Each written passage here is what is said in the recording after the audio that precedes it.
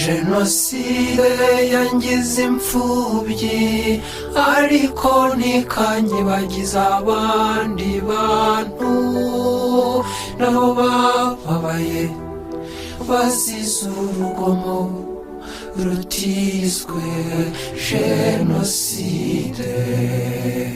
Abo bavandimwe nabo n'abantu ndabasabira, abo bavandimwe nabo n'abantu ndabakomeza, abo bavandimwe nabo n'abantu ndabazirikana. Urupfu nicyo kibi kiruta ibindi, urupfu nicyo kibi kiruta ibindi, ariko rutubera inzira igana icyiza kiruta ibindi.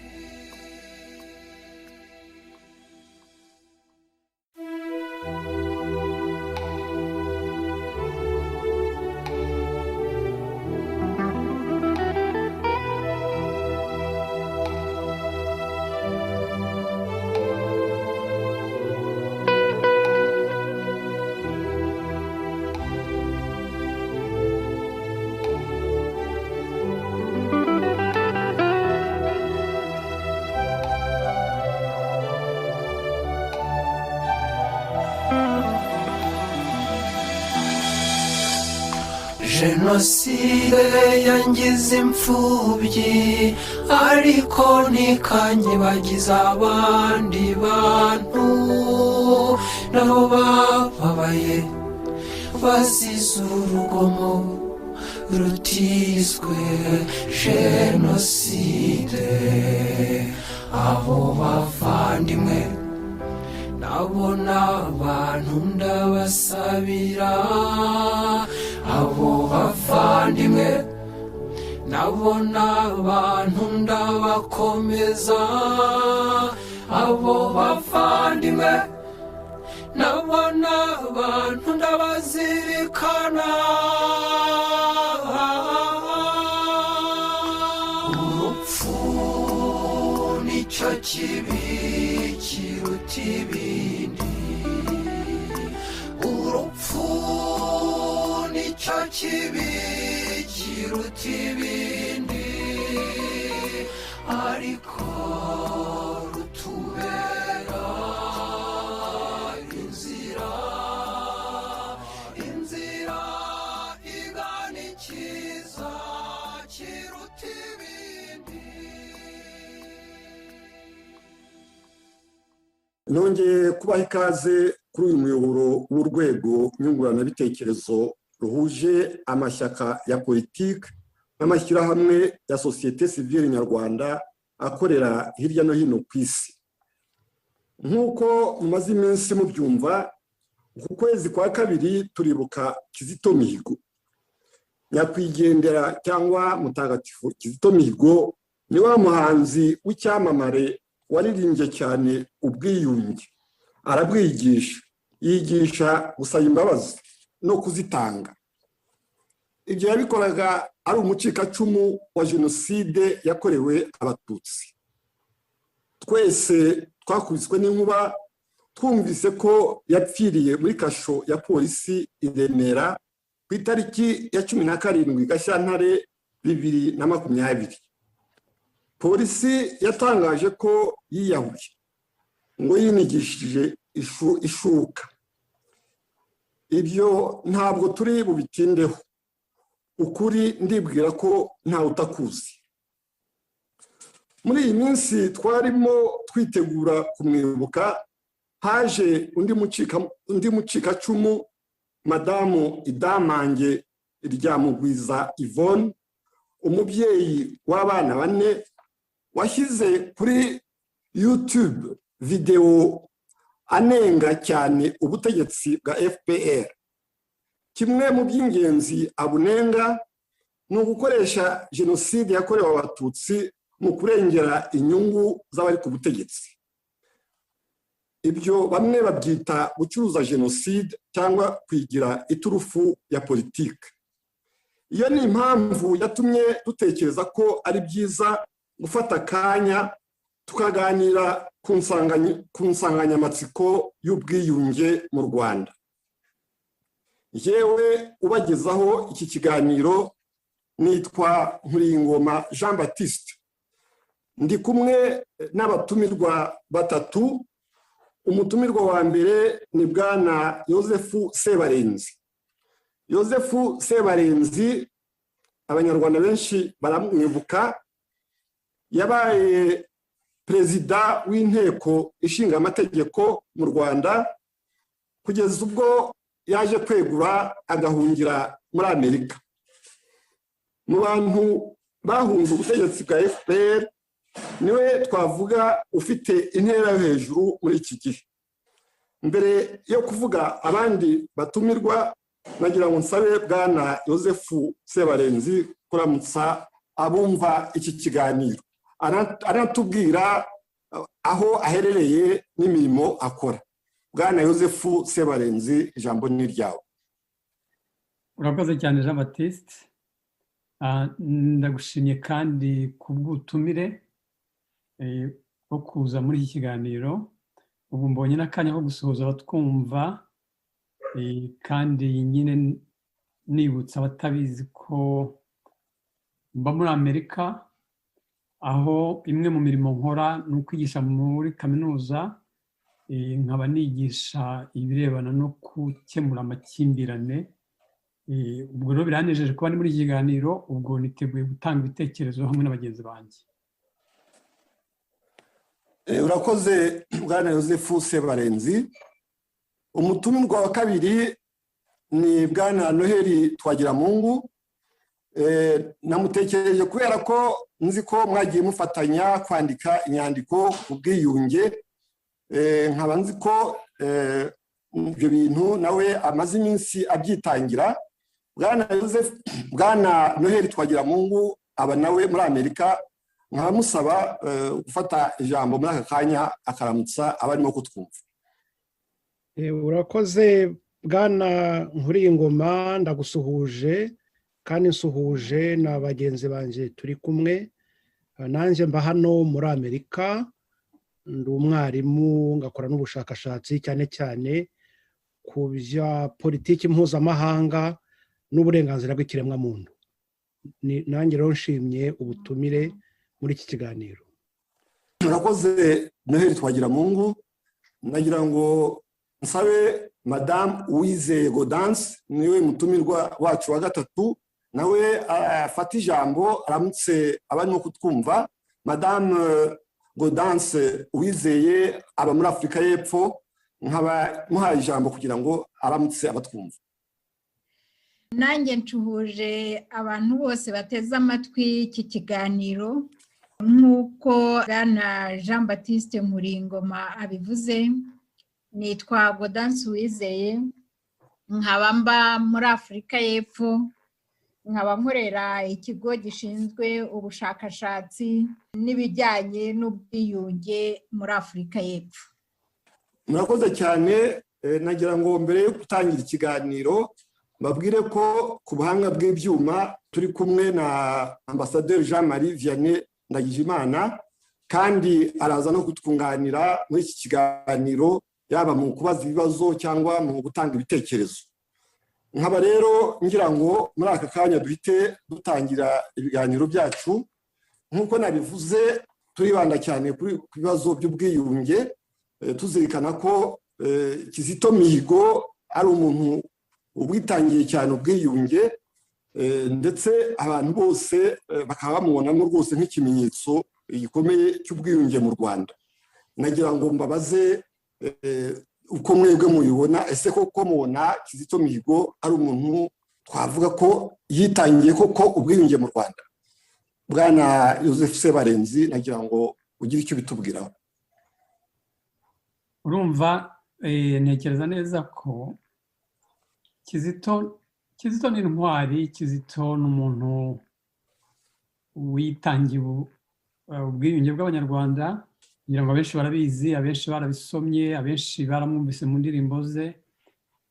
Ikintu kimwe muziho ko ntabwo nagize amahirwe kumenya neza, ariko icyo muziho ni iriya ndirimbo, cyane cyane indirimbo yavugaga ko kuba ari umuntu wacitse ku icumu, jenoside ikaba yaramukoze mu nda, ntabwo bimwibagiza ibindi bibi bitiswe jenoside ariko nabyo byakorewe abandi. Aho hantu rero ni ahantu hakomeye, ngira ngo abantu bakwiriye kuhumva neza. Burya kenshi muri kamere yacu abantu burya turabanyantege nkeya. Abantu bakunze kureba ibibi byababayeho bakabivuga cyane, bakabishimangira, bakaguma aho ngaho, ntibatere intambwe ngo barebe ko hari n'abandi bantu bagize ibibazo bikomeye. Aho rero ni ikibazo. Iyo umuntu adashobora gutera bene iyo ntambwe, biranamugora kugira ngo ashobore gutera intambwe imujyana ku bwiyunge. Burya nko mu Rwanda wenda hari umuntu atanze ingero, urabona habaye jenoside ikora mu nda abantu benshi, nanjye ndimo, ariko ntabwo ariyo mabi yonyine yabaye mu Rwanda. Uzi ko uretse abatutsi bishwe muri iyo jenoside, hari abahutu bishwe mu zindi mfu zindi, haba mu Rwanda, haba mu mahanga, cyane cyane muri Congo, haba mu gihe cya jenoside, haba mbere ya jenoside cyangwa se nyuma ya jenoside. Ni ukuvuga ngo niba dushaka kubaka ubwiyunge bw'Abanyarwanda, dukwiriye gufata rwa rugero Kizito yatanze, ndetse nanjye nari narabyanditse muri mu gitabo, ko ntitubabazwe n'ibyatubayeho, ariko tujye turababazwa n'ibyabaye kuri bagenzi bacu, byaba byarakozwe n'abo duhuje ubwoko, byaba byarakozwe n'abo duhuje akarere, byaba byarakozwe n'abantu mu miryango yacu, ariko tukamenya ko umuntu ni umuntu, ni ikiremwa cy'Imana. Iyo ababaye biba bigomba kutubabaza twese. Aho ngaho niho jye mbonera Kizito, nkabona ko yari umwana ukiri muto, yari umusore, ariko atera iyo ntambwe, ariko kugeza na n'uyu munsi hari abantu banakuze batarashobora kuyitera ngo bajye bareba ibyababayeho bibabaze, ariko barebe ko n'abandi nabo bababaye. Urakoze Joseph Sebarenzi. Nagira ngo nsabe Noheli Twagiramungu kuri icyo kibazo wari ukomojeho, aho avuga ati hari ibindi bitiswe jenoside. Wenda byatubwiraho buryo burambuye uko abibona. Nzi ko Noheli Twagiramungu kuri ngize kubivuga ari umuntu wakoze cyane mu bintu by'uburenganzira bw'ikiremwa muntu. Ibyo bindi bitiswe jenoside ashobora kuba wenda bifiteho amakuru arambuye. Bwana Noheli Twagiramungu. Urakoze Jean Baptiste.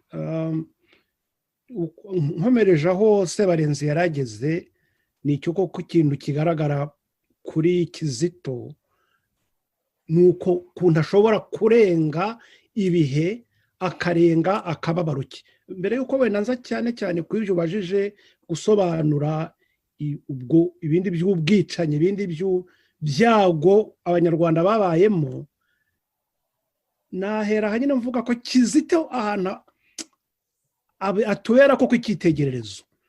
Tubibona nko mu ndirimbo ze nyine zose, ariko nk'ahantu hatanga urugero gusa mu ndirimbo ye Iteme, aho avuga ati nta muntu n'umwe wabaye hano ku isi ngo ahave atarababara na rimwe. Ariko akongera ati agahinda kanjye ni ukubona abantu bitwaza ko kababaro kugira ngo babwire abandi ko urukundo ruzima rwo rutagishobotse. Ni ikintu gikomeye, ni ingingo ikomeye kuvuga ngo hari abirirwa babwira abandi ngo ntibishoboka kuko aba ni abicanyi, bariya baratwishe, bariya batugiriye gutya, urukundo ntidushobora kubakunda, ntidushobora kongera kubana. Akavuga ati niko gahinda kanjye, nagize ibyago nk'uko Joseph yarabisobanuye, yagize ibyago byo kugira umuryango we ugatikira, ariko akavuga ati agahinda kanjye ni ukubona abantu bafata ako kababaro dusangiye bagashaka kubwira abandi ngo ntabwo dushobora kugira undi tubana. Aha rero naheraho nkomeza ku byo uvuga uti hari ibindi bibi byabaye mu Rwanda bitiswe jenoside nk'uko Kizito yabivuze. Mu by'ukuri mu Kinyarwanda niho bavuga ngo agahinda k'inkoko kamenywa n'inkike yatoreyemo, aho buri wese nyine nibyo ibyago kuko birababaza, ariko ikibabaje ahanini ni uko umuntu ugira ibyago bikakubaho bikagufunga amaso yo kumva akababaro k'abandi, yo kumva umusonga w'abandi. Aha rero tuje mu Rwanda turebye mu myaka ya vuba, imyaka ya vuba tubivuze dutangira hariya muri 90 ku itariki ya 1 z'ukwa 10 nk'abantu intambara yaguyeho, hari abantu baguye mu ntambara bitwaga n'abarwanaga, hari abantu bapfuye baguye ku rugamba bishwe na bagenzi babo bari gufatanya kurwana, hari abantu bagiye batikizwa n'ingabo ari ku mpande zombi. Hari ubwicanyi bwabaye bw'Abagogwe iriya muri za Ruhengeri, hari ubwabaye mu Bugesera, ahanini n'Abatutsi bicwa na bamwe mu Bahutu babaga bari ari uburyo bwo kurwana intambara, bavuga ko bari kurwanya inkotanyi. Noneho hari n'abishwe n'inkotanyi ubwazo mu ntambara aho zaje zitera, ari mu byo bice nyine bya za Mutara, bya za Ruhengeri. Noneho ariko haje kuba ubu bwicanyi nyine ndengakamere bwabaye nyuma. Hari abaguye mu ndege, hari perezida Habyarimana nabo bari kumwe baguye mu ndege, na n'ubu abo bantu nta butabera barahabwa, nta uravuga ngo ababikoze hari urabakurikirana. Noneho hari abantu bishwa bari muri leta, cyane cyane abari mu butegetsi batavugaga rumwe n'ishyaka rya MRND n'ingoma ya Habyarimana, barimo minisitiri w'intebe Agata n'abandi bose bari kumwe, bishwe n'abasirikari n'agatsiko k'Abahutu bavuga ko bari guhorera Habyarimana. Noneho gahita ku gatsiko kawongera no gutangiza ubwicanyi ndengakamere bwibasiye Abatutsi. Ibyo nibyo twita jenoside, cyangwa bavuga jenoside yibasiye Abatutsi. Noneho hari n'ubundi bwicanyi bwakozwe n'inkotanyi, hari aho zagiye zinyura hose. Ubwo bwicanyi bwarakomeje no muri Kongo, bwicaye abahungiyeyo. Noneho na leta imaze kujyaho, abantu baravuga bati ni mu ntambara bishobora kumvikana, abantu bararakaye, abantu barababaye, ariko byaje kugaragara ko hariho n'ubwicanyi bugambiriwe bukorwa na leta, cyane cyane bwo kwica umuntu ugerageza kubuza leta kwica cyangwa kwitandukanya n'ubwo bwicanyi. Hano tuvugamo abantu benshi barimo ba Sendashonga n'abandi bose bagiye bicwa rero kugera kuri Kizito. Aha rero icyo Kizito tumubonamo nk'icyitegererezo cy'ubwiyunge mu Rwanda ni ukuvuga ngo akababaro tufite, ibyago twagize ntibigomba kutubuza gutera indi ntambwe yo kongera kuba abantu, yo kongera kubana n'abandi. Nabangarukiye aho ngaho, ubwo twaza gukomeza. Yego, urakoze cyane. Ndagira ngo wenda ngaruke kuri iyo ndirimbo igisobanuro cy'urupfu.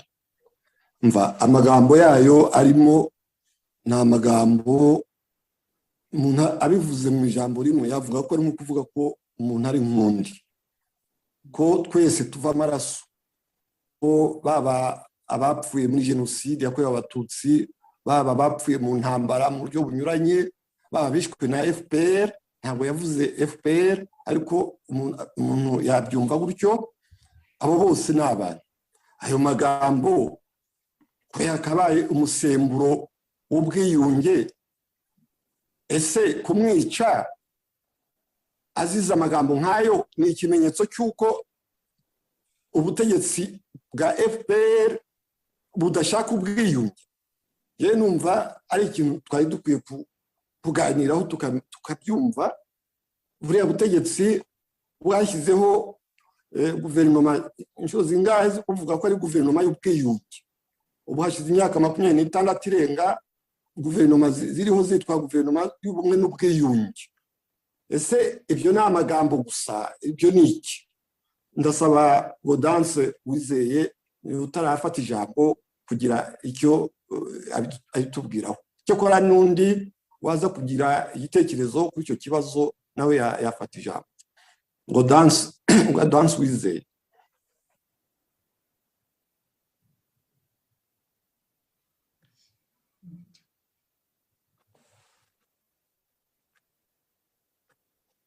nshobora kuba atari hafi, reka ngire icyo mbivugaho kuko mikoro ye iracanye, ashobora kuba yagiye hirya gato. Kuvuga ngo guverinoma y'u Rwanda y'ubu, kuvuga iyobowe na FPR ntishaka ubwiyunge, mu by'ukuri ivuga ko ibushaka. No muri 1994 imaze gufata ubutegetsi yavuga ko ibushaka, ariko ngewe ibyo nabonye nuko harimo inzitizi nyinshi cyane. Harimo inzitizi nyinshi zituma ibyo twakeka koko abantu bagiye kwiyunga atari ko byari biteye. Noneho bigenda bihindagurika, za raporo zirakorwa. Muri buka raporo ya Robert Garsoni niyo yakanguye amaso abantu benshi, kuko we yerekanaga ko bikorwa n'ingabo za leta zitwa ko ari iza leta nshya, ko bagendaga ku misozi bagatoragura bakica, kandi bayobowe n'ababayobora n'ubundi. Iyo raporo yavugaga aho byabereye hose. Habaye za raporo za human rights kandi zidakozwe n'abantu bagifite icyo bapfa na FPR. Iza mbere zanditswe mu kwezi kwa 1994, zanditswe na Alison Deforge, umuntu waharaniye impinduka, umuntu warwanyije ubwicanyi. Ubwo umuntu yakwemera ko izo raporo zitari zishingiye ku bitekerezo bibi, ko ari ibyo bari biboneye batohoje. Nyuma yaho wabivuze, ubwicanyi ntabwo bwigeze buhagarara. Ibyo rero bikagaragaza ko igihugu kivuye mu ntambara kimaze kubamo jenoside, ariko abantu bagakomeza kwicwa rimwe na rimwe cyangwa kenshi bazira ubwoko bwabo. Iyo ubwo bwiyunge ntabwo buhari. Abantu amaso ahera mu kirere, abantu bavuga bati wenda bizahinduka, wenda bizahinduka, bakagenda bica umwe kugeza aho biciye Kizito, bamubwira bati ijambo ubwiyunge ntukongere kurivuga, kuko banamufungura barabimubwiye. Aho afunguriwe bamubwira ko badashaka ko fondasiyo KMP yari yarashyiriyeho kunga abanyarwanda, ko badashaka ko yongera gukora muri ibyo by'ubwiyunge. Urumva rero umuntu iyo yitegereje abona ubushake buke, cyangwa se abona ko nta bushake buhari na busa bwo kugira ngo iyo leta yunga abanyarwanda, ahubwo ko inyungu zayo ari ugukomeza ubutegetsi bwayo, ikabukomeraho, igakandamiza umuntu wese udashaka gukora icyo bashaka. Ngewe nk'umuntu ukunganiye mu biganiro, ariko kandi ukaba wampaye n'uburenganzira bwo kugira icyo navuga, nuko mbibona byarakomeje rwose. Umuntu atiriwe ajya muri byinshi, ndakeka ko ari uko bimeze. Sinzi niba na Gaudence yabonetse akaba yatwunganira nawe kuri icyo kibazo. Ni ikibazo kiremereye. Sinzi niba umuntu yavuga ko leta y'igihugu irwanya ikintu nk'ubwiyunge. Ndumva ari ikintu kiremereye, ariko mu bigaragarira buri wese, ibikorwa byo kwica abagerageza guharanira ubwiyunge, twavuze Kizito Mihigo, bavuze Sendashonga, hari n'abandi bantu tuzi nka Koloneli Kiza, yemwe n'abandi banyuranye bagiye bicwa, cyangwa nk'uwitwa Niyomugabo. Ibyo byose iyo umuntu agenda abireba akabiteranya aravuga ati mu by'ukuri bariya abantu wagira ngo hari impamvu ituma barwanya ubwiyunge. Ubwo Dansi sinzi niba yabonetse kugira ngo agire icyo bitubwiraho, ese koko nawe abona leta iri hariya irwanya ubwiyunge? Murakoze.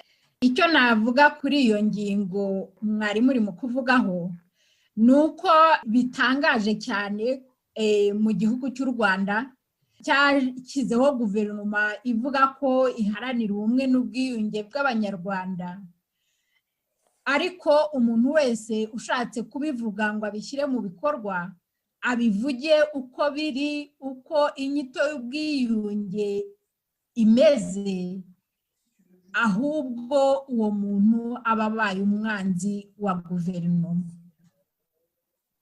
Nibyo koko Kizito yabivuze, nta rupfu, umuntu wese akababaro ke kagombye kumvikana. Ikibazo rero umuntu aba yibaza, iyo turimo kuvuga ubwiyunge bujyana na kwa kuri abantu bavuga ibintu uko byagenze. Ubwiyunge rero tubona na guverinoma ye mu Rwanda ni bwa bwiyunge bashobora kuba barakoze igishushanyo cyabwo, ariko atari ubwiyunge bw'umwimerere, aho umuntu yemera akavuga ati ibi byambayeho ni gutya byangendekeye.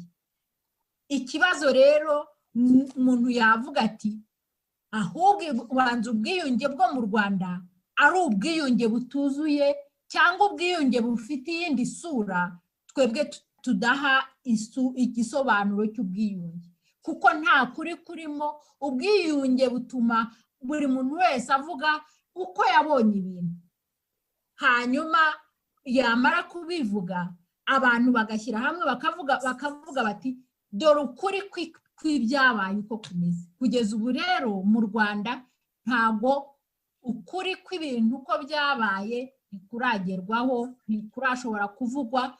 Ushatse gufungura umunwa ngo agire icyo avuga bahita bamucecekesha, bahita bamwica, bahita bamufunga, bahita banamuremera yuko ngo afite ingengabitekerezo. Ingengabitekerezo ni nk'ikintu gipfuka umunwa bashyizeho kugira ngo abantu be kuvuga ukuri ku bintu byabaye. Murakoze. Murakoze cyane Gaudence, tuvuzeho ko birakomeye. Nagira ngo noneho turareba ubuya butegetsi, turareba bira y'imyaka myinshi. Ubu ngubu FPR imaze imyaka 26 ndetse bigiye kuba 27 ku butegetsi. Hari ibimenyetso umuntu ashobora kureba, ashobora guheraho akavuga ati dore nko mu butegetsi byifashe bitya, nko mu butabera ibintu bigenda bitya, nko mu mibereho isanzwe y'abaturage ibintu byifashe bitya. Ese mwatanga nk'ingero zerekana ko mu Rwanda hatari politike y'ubwiyunge cyangwa hari politike yo kurwanya ubwiyunge, haba mu butegetsi bw'igihugu, mu busirikare, mu butabera, mu mibereho y'abaturage, mbega mu buzima bwose bw'igihugu umuntu ashobora kugenda atanga ingero akerekana rwose ko nta politike y'ubwiyunge hari cyangwa hari politike yo kurwanya ubwiyunge. Mwana Joseph Sebarenzi, umaze umwanya udafata ijambo, nagira ngo niba kuri icyo kibazo mbajije ufite icyo wadusubizaho, nagira ngo ufate ijambo. Urakoze cyane kuri Ngoma. Nagira ngo ngaruka gatoya ku byo Madamu Gaudence avuze. Ubwo tuvuga reconciliation, tuvuga ubwiyunge, reka tunavuga ingingo ubundi ziranga ubwiyunge. Hari ibintu bigize ubwiyunge byinshi, muri byo harimo ukuri. Ni ukuvuga ngo kumenya ibyazanye kutumvikana hagati y'abatuye igihugu, ibyazanye kutumvikana hagati y'Abanyarwanda. uko kuri kukamenyekana neza. Mu Rwanda rero ntabwo kuri mu by'ukuri kwigeze kumenyekana, ntabwo kuzwi, ntikuvugwa. Urabona nka Kizito yabaye nk'ubivuga ariko atabyeruye cyane, ariko icyo yashaka kuvuga nk'uko twabivuze yaravuga ati mu Rwanda habaye jenoside kuko ni ukuri kumwe, ariko hari n'ibindi bitiswe jenoside. Ubwo rero iryo jambo yakoresheje ngo ibindi bibi byabaye bitiswe jenoside, yari atangiye kujya mu kuri leta idashaka, kuko icyo gihe iyo ugiye muri iyo nzira ni ukuvuga ngo ese ibyo bindi bitiswe jenoside ni ibihe? Ni ya mahano Noheli yagiye avuga, ni ya mahano twagiye tuvuga. Icyo gihe rero ikibazo gikurikira uvuga ngo ese ayo mahano ni bande bayakoze? Urabona ko muri ariya mahano ari biriya byanditswe na Human Rights Watch ivuga ko hari ubwicanyi bwabaye mu Rwanda mbere ya jenoside bukozwe na FPR mu gihe cya jenoside, ndetse hari na za raporo zindi zagiye ziba nyuma. Nuko kuri FPR idashaka kuvugwa kubera ubwoba, kubera ko iyo ukuri kwamaze no kugaragara hari indi ngingo yindi y'ubwiyunge yitwa ubutabera. Ubwo butabera rero urumva ko iyo abantu byagaragaye ko bakoze ibyaha ibi n'ibi, ni ukuvuga ngo bashobora kujya imbere y'ubutabera. Ibyo rero nibyo FPR itinya. Ni nayo mpamvu ubona nyine abantu bose nk'abankuriye ingoma mwagerageje gutera intambwe muvuga mutari ko si inzira twatekerezaga, abajambo bati si inzira twatekerezaga, reka tucangaha ntibabishaka. Ni ukuvuga ko kuri gushakwa, ni ukuvuga ngo ubwo butabera ntabwo bushakwa. Niyo mpamvu tugifite ibibazo, niyo mpamvu ugiye mbona mu Rwanda mu by'ukuri uretse biriya bita ubwiyunge bwa Nyirarureshwa, simpamya ko hari igihe FPR izafungura ngo ireke koko haba ubwiyunge. Ngira ngo abanyarwanda bazategereza ko ubutegetsi bubanza guhinduka kugira ngo ubwiyunge nyabwo bube, kugira ngo abantu bamenye ukuri ku byabaye, habe n'ubutabera. Kandi igihe iyo mvuga ubutabera ntabwo mvuga ubutabera bwabo no kuvuga ngo mufasha abantu mugiye kubafunga. Nibyo hari abantu barakoze ibintu by'amahano barafungwa, nko muri Afurika du Sud mwarabibonye, Gaudence arabizi, baravuze bati abantu bakoze ibyaha nimuze mu byemere, mu bisabira imbabazi, hanyuma imbabazi murazihabwa. Kandi kuko byarabaye, abantu berekanye ukuri ku mabi yakozwe n'abazungu, ku mabi yakozwe n'abirabura, abaje bakabyemera bakareka ukuri kukavugwa, bahawe imbabazi. Ariko hari na bamwe byari birenze haniro, abo ngabo nabo barahanwa. Mu Rwanda naho iyo nzira mbona yari ikwiriye kuzaba. Mu gihe rero mu Rwanda havugwa ukuri ku mabi amwe, andi mabi havugwe, hakaba ubutabera ku bakoze amabi amwe, abandi ntibabone ubutabera ku rugomo rwabakorewe, urumva ko inzira ikiri ndende muri kiriya gihugu. Reka mbe ntini aho ngaho. Urakoze. Wenda nasaba n'undi wagira icyo yakunganira kuri iki kibazo kuko kiraremereye, akaba yafata ijambo. Urakoze Jean Baptiste, ngeze icyo nanjye nakongeraho ngakomereza aho bagenzi banjye bari bageze. Tuvuga mu byo uvuze mu by'ukuri ubwiyunge, ni ukuvuga ko ni ibintu biba byaratandukanye ukongera kugerageza kubisubiza hamwe. Nko mu gihugu cyacu cyashegeshwe cyane n'intambara na ririya tsembabwoko ryibasiye Abatutsi. Gusa icyambere abantu wakora ni ukunga abantu no kubunga n'amateka yabo no kubunga n'igihugu cyabo. Ariko ikibazo gikomeye cy'ubutegetsi buriho ni uko ubwabwo butanabasha no kwiyunga n'amateka. Ndabitanga gusa mu ngero ebyiri. Urwa mbere, FPR inkotanyi bafata intwaro muri 90 batangaje ku mugaragaro ko bafashe intwaro kugira ngo baze gufasha gukemura ibibazo byari mu Rwanda. Mu nyandiko yabo bavuga ingingo 8 z'ingenzi, ariko nabzikubira mu bintu 4 by'ingenzi bavugaga ko ari imungu yamunze u Rwanda baje gukemura ibibazo. Bashaka gukemura bine by'ingenzi. Cya mbere ni uguca ubuhunzi, icya kabiri ni ugukemura ikibazo cy'amoko, icya gatatu ni ukurwanya umuco wo kudahana, icya kane ni ukuzana demokarasi. Urebye rero ukavuga ngo byagenze gute mu guca ubuhunzi? Nubwo abarwanaga bari impunzi bataha mu gihugu, bageze mu gihugu hahunze miliyoni zirenze 2. Abo bahunze intambara. Nyuma yaho gato bashyiraho guverinoma y'ubumwe. Guverinoma y'ubumwe ngira ngo dufite amahirwe no kugira ngo abantu babiri bari bagirimo, imaze umwaka umwe gusa. Igice cya mbere cyari kimaze kuvamo. Abari mu Rwanda bavuga bati ntabwo ari demokarasi twaharaniraga. Icyo gice kiba kivuyemo. Baravuga batabona abahutu b'intagondwa, baragenda.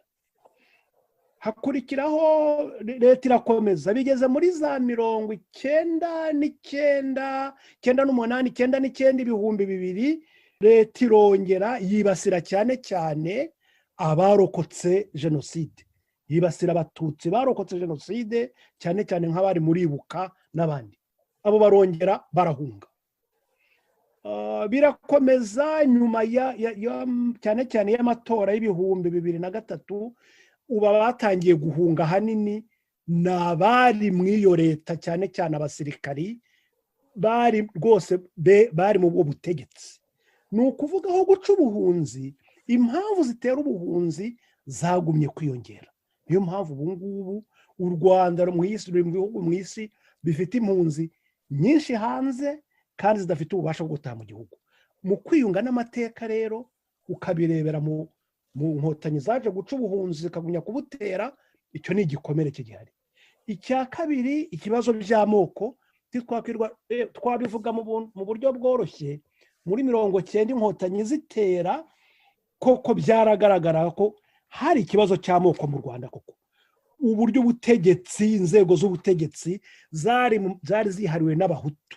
Bavugaga ko batumva, nta muntu wari uzi mu Rwanda kuntu umututsi yaba umusirikari. Nuko byumvaga. Harimo bake nyine bo gushyiramo, ariko bakavuga bati nta n'imbaraga bafite, ntibabasha imbunda. Abasirikari 99% bari abahutu. Abayoboraga ingabo zose bari abahutu. Inkotanyi zaje kuva gukemura ikibazo cy'amoko. Ubu turi muri 21. Ugiye mu buyobozi bw'ingabo n'abatutsi. Tubivuze gutyo mu buryo bworoshye. Urumva aho ayo kwiyunga n'amateka ni nko kongera kubirindura ibyari bihari, ibyari hasi akaba bishyira hejuru, ariko ntabwo uri kunga izo mpande n'izindi nzego. Ibyo wabivuga. Ikindi kibazo baje guca ni ikibazo cy'umuco wo kudahana, ikintu cyo kuzana ubutabera mu Rwanda. Icyo gihe hari ibibazo byari bihari, ariko hari nk'ibibazo byari bihari nka leta ya Habyarimana bari barishe, cyane cyane abantu bari barishe nabo bavanyeho bari ku butegetsi muri 73, muri kudeta 73, bica abari begere perezida Kayibanda, bicisha Kayibanda inzara. Abazanye repubulika bakabicisha inzara mu ngo zabo. Ubu biravugwa. Ni ikintu cyari kiraho, n'ibindi bibazo byari byarabaye, ariko nk'inkotanyi zivuga ati tuzazana ubutabera, umuco wo kudahana tuzawuca. Bumvaga rwose ko babikora.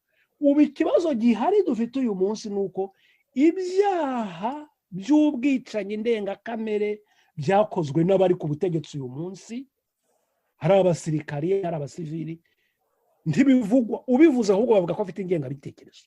Urumva rero kwiyunga n'amateka ni ikibazo cya demokarasi. Bavuze ngo tuzanye demokarasi, ko turashaka ko abaturage, aho demokarasi bivuga ubutegetsi bushyizwe mu maboko y'abaturage. Ubu ntabwo wavuga ngo ibya demokarasi mu Rwanda, kuko ni demokarasi y'imbunda, demokarasi y'iterabwoba. Aho rero n'urugero rwa mbere rwose nagira ngo ntange. Urugero rwa kabiri ngira ngo ntange ni ukureba uburyo abayobozi bari mu butegetsi bagiye, twabonagamo bagerageza kuba ikimenyetso cy'ubwiyunge. Iyo bimunaniye bahita bavuga ko agize ingengabitekerezo. Gusa ndatanga ingero zoroshye nka Perezida Bizimungu. perezida Bizimungu muri za 2001 atangiye kuvuga ati ntabwo dushobora gukomeza gutya, bakavuga batazanye ingengabitekerezo, azanye ibibazo by'amoko, ibibazo by'ivanguramoko.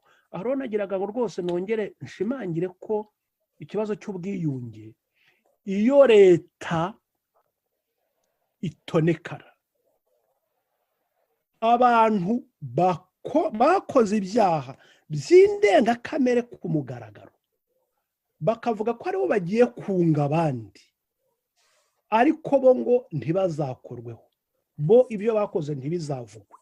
Noneho ubwiyunge ahubwo bukaba igikangisho, mbese umuco wo guhora, umuco wo kwihimura ukaba igikangisho. Aha rero ndagira ngo nongere mu by'abandi bagenzi banjye bavuze ngo intambwe yagombye guterwa mu by'ukuri ni iyihe? Intambwe yagombye guterwa ni ukureba inyuma, tukavuga tuti ubu ngubu hakorwa iki kitabaye kera? Kuko ibyabaye kera tuba tuvuga habayeho za rucunshu nivaho njyeho, habaho za 59 revolution y'abahutu, abahutu bafashe ubutegetsi, batabatutsi baradukandamije, ariko noneho bavanyeho ubutegetsi, ariko nubwo ubwo butegetsi abantu bahunze n'abatutsi basigaye mu gihugu b'abaturage bere murimo bari guhinga, bayobotse ubutegetsi, bakongera bakabatoteza, bakajya babica hato na hato, nka kuriya byageze muri za 72 73. Birongera Habyarimana avanyeho abanyenduga bavuga bati barikubiye, bazanye ironda akarere, ubutegetsi bugiyeho bukongera bukarushaho gukomeza iryo ronda akarere. Inkotanyi n'ubutegetsi bwa FPR buraje ngo buje guhindura ibintu mu Rwanda, nk'uko maze kubivuga, bukarushaho bugakora ahubwo ibibi birushijeho.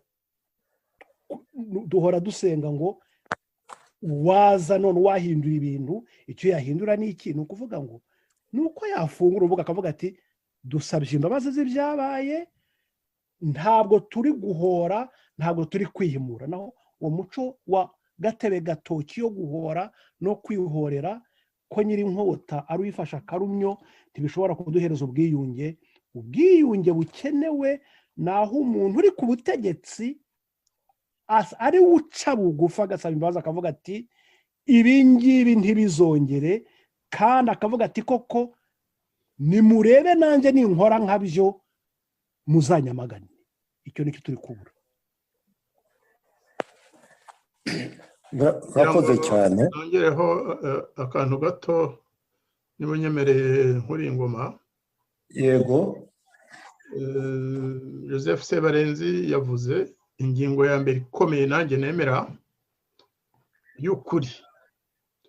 Igihe ukuri kutavuzwe, umuntu yatanga ingero y'ibihugu byose byagiye bibamo processus yo kwiyunga bivuye mu ntambara cyangwa bivuye mu macakubiri akomeye. Nk'Afurika y'Epfo, wenda Madame Gaudence yaza kubitubwira neza uko babigenje, ariko byagiye bihaba. Hari ikintu cyo kwibuka, cyo guha agaciro ababa barabangamiwe n'ibyakorwaga mbere. Iki kintu mu Rwanda rero cyafashwe nabi, kimeze nka n'ibiriya byose Sebarenzi na Noheli bavuze ko ukuri kutakoreshejwe ngo abanyarwanda, kuko turi kuvuga byabaye ku banyarwanda, kugira ngo abanyarwanda bose babone uruhare rwo kuvuga ukuri kwabo, kugira ngo baruhuke. Kuko kwiyunga se ni iki? Kwiyunga ni ukugira ngo abantu bose bafite akababaro, abantu bose bagize ikintu kibabangamira, baruhuke bavuga bati bya bindi ntitucyongeye guhura nabyo, turi abavandimwe, reka tubane mu buryo twumvikanyeho. Ibyo rero mu Rwanda ntibyakozwe, kuko yewe na gahunda yitwa Ndi Umunyarwanda yazanywe na leta nayo yaje yongera ahubwo ka karengane, kuko umuntu avugishije amagambo nyayo, imihango yo kwibuka yaje ivangura amoko. Ni ibintu bigaragara, ni ibintu leta itigeze ihishira. Hibuka abakorewe jenoside y'abatutsi, ariko abakorewe ubwicanyi bundi ni ukuvuga abahutu, abatwa, yewe n'iyo za raporo zaba zaravuze ko nabyo bishobora kuba ari jenoside, ariko ni ukuvuga ibyaha byakozwe mu by'ukuri n'abari ku butegetsi bo muri FPR. Abo bose batakaje ababo, ntabwo bafite uburenganzira bwo kubivuga. Bivuga ko noneho badafite n'uburenganzira bwo kwibuka ababo, inzirakarengane zabo zo mu bwoko bw'abahutu no mu batwa, yewe ndetse n'abatutsi bishwe na FPR. Imiryango yabo ntifite uburenganzira bwo kububahiriza ku buryo bugaragara, kuko nyine icyo gihe bivuga ko baba bari kwirega ubwo bwicanyi. Niho hari urufunguzo rw'ikibazo, niho hari urufunguzo. Niba uri ku butegetsi, ndumva Noheli mu kanya bivuze, ari nabo batanga ubutabera kandi ari inkozi z'ibibi, icyo gihe biragora. Bishaka kuvuga ko abanyarwanda bagomba gushaka uburyo babigeraho mu mahoro, ariko bikaba buri munyarwanda agahumeka, agashyitsa umutima hamwe, akavuga ati nanjye nibura ndi umuntu. Bari abantu bandimwe banjye, ababyeyi banjye bishwe, nabo ni abantu, nabo bafite umutima, bafite umubiri, barababaye, barishwe. Igihugu kingaragarije ko nanjye mfite umwanya w'ubunyarwanda, ariko ntabwo bavuga ngo ndi umunyarwanda, ngo wowe uri umunyarwanda ariko ntukagire icyo uvuga. Abawe abishwe ntukabavugire, ntukabarengere, ahubwo bakanongeraho bati uri umunyarwanda ariko wowe uri ku ruhande rubi, ugomba gusaba imbabazi ukazisaba bariya. Nibwo buryo bwa mbere bwo gutanya abavandimwe n'abana bavukana n'impanga zavukanye. Uvuze uti impanga imwe uyise Yohani, indi uyise Yosefu, ariko ukajya ubabwira uti wowe gakuru, igihe cyo kurya uzajya urira ku meza, gato wowe uzajya urira hasi, cyangwa se usohoke ujya kurira inyuma y'inzu. Muzi ukuntu impanga zikundana, muzi ukuntu impanga zisa, ziba zitekereza ibintu bimwe, ariko nazo zagera aho zigasubiranamo. Iyo utangiye gufata abana bawe ku buryo bubatandukanya, buheza umwana umwe, undi bukamushyira ku meza, ni nko kubaha imipangu uti nimumarane. Leta y'u Rwanda igomba kumva ko ubwo buryo budashobora kunga igihugu cyacu. Noheli yabivuze na Sebarenzi ndakeka bavuze ko biriya byo kuvangura mu nzego z'igihugu ni icyorezo.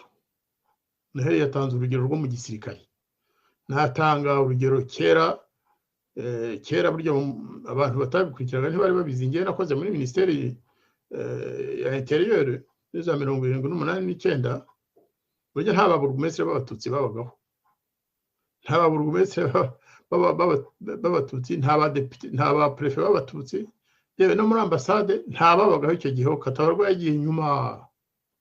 Urumva rero yuko ari ibyo burya uri kwirengagiza ubumwe bw'igihugu, uba uri gutwika, uba uri gutanga esanse uti igihe nikigera muzatwika igihugu. Ubu rero niko FPR ikora, nayo ni uko ikanyuzamo wenda ikanobamo umuntu nka Bamporiki, bati Bamporiki genda ujye uvuga wavuze uburiwe, niho hazajya hagira ubaza ikibazo cyo kuringaniza, tuzajya tukohereza uti ngewe ndi umuhutu kandi ndi muri leta. Haba hajemo kuvangura abantu, ariko hakiyongeraho n'ibinyoma biteranya abavandimwe. Ibyo ngibyo byose nibyo bikwiye kuzavugwa mu gihe wenda bizashobokera abanyarwanda bakicara hamwe bakavugisha ukuri. Bamara kuvuga ukuri bagaca umurongo hagati, bakavuga bati ibumoso reka tuhashyire ibibi byose twavuze biranga igihe cyahise, iburyo tuhashyire ibyiza twasanze duhuriyeho nk'abanyarwanda, cyangwa se izindi ndangagaciro twakongeraho zaturutse ahandi ariko ziranga umubano mwiza, ziranga demokarasi. Urwo ruhande rw'iburyo akaba ariho tuvuga tuti kuva uyu munsi ni ibi tuzakorera hamwe, biriya bindi twanenze si uko byibagirwa ariko tubireke ntitwongere kubikoresha. Ubwo wenda bagenzi bacu mu kanya baragaruka ku cyakorwa nyine kugira ngo ubwiyunge bugende neza. Nako kantu gusa nashaka kongeraho cyane cyane ibyerekeye imihango yo kwibuka, biriya biteranya abanyarwanda cyane. Kubona umuvandimwe wawe, umuturanyi wawe, nubwo nawe ababazwa nuko adafite uburenganzira bwo gushyingura umuryango we mu cyubahiro, akagomba kujya ahantu bashyize ibirambo. Hari ababivuga batyo, ariko nibura abafite uburenganzira bwo kwibuka. Abandi bo ntibamenya aho imirambo y'ababo yagiye kandi ntibahabwe n'uburenganzira bwo kubibuka ku buryo bugaragara, bakaba mbese abasitoyen de seconde zone. Nk'uko hari aho nabonye byanditse muri Rwanda briefing y'abahimbye RNC, si ukuyikorera propaganda ariko ibyo bintu byanditse muri Rwanda briefing yabo kandi ni ikintu cy'ukuri, na kera byari biriho.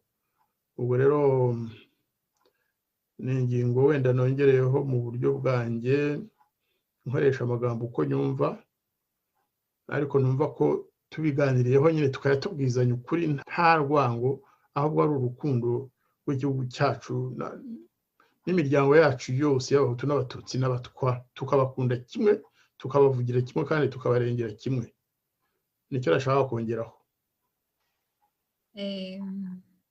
Nanjye hari icyo nashakaga kuvuga nunga mu byo ambasaderi yaratubwiye, ntanga urundi rugero rujyanye n'uburyo ubuyobozi bujijisha abaturage cyangwa se n'amahanga. Ubundi iyo turimo kuvuga ubwiyunge, kimwe mu kimenyetso u Rwanda rwashyize imbere y'uko ari uburyo bwiza bwo gukemura amakimbirane, kuzana ubutabera, bwifashishije gacaca. Gacaca ubundi mu kinyarwanda bwari bwa buryo bwiza abanyarwanda bajyaga hamwe, havutse ikibazo, havutse ingorane hirya no hino, abantu bakajya hamwe, abaturage bakajya hamwe, abantu bakuze bakajya hamwe, bakicara buri muntu wese akavuga adategwa uko icyo kibazo akibona, uko anabona icyo kibazo cyakemurwa. Ariko muri rwa rwego rwo kujijisha, gacaca yabayeho mu Rwanda yarushijeho guteza amacakubiri aho kugira ngo yunge abanyarwanda. Abanyarwanda bari bamaze kunyura mu byago bikomeye kandi buri muntu wese ibyo byago byamugezeho. Gacaca barayumvise bumva ko ari ya nyito basanzwe bazi, ari ahantu bagiye kwicara bagakemura ibyo bibazo. Ariko ntabwo ariko byagenze, kubera ko bicaraga muri iyo nama hakaza abantu bateguwe bari buze bagahimbira ibyaha, bagahimba ibintu bitigeze bibaho, bakabishyiraho uwo babeshyeye, uwo batanze, uwo bakijije, uwo bafungishije, uwo bicishije, bikaba birarangiye. Abandi bagahita bacecekeshwa, kwa kuri twashakaga ntikwigere kujya ahagaragara.